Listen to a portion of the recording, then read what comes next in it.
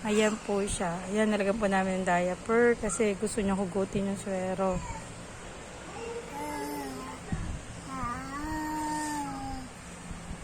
Ay! Beautiful eyes nga daw. Isus! Beautiful eyes. Beautiful eyes daw. Ay, takot to si nanay. Takot. Ay, takot.